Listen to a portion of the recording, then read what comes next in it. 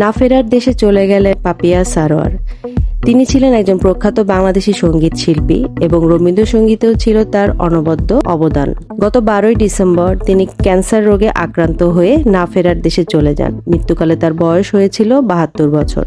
তিনি বরিশালে 1952 সালে 21শে নভেম্বর জন্মগ্রহণ করেন।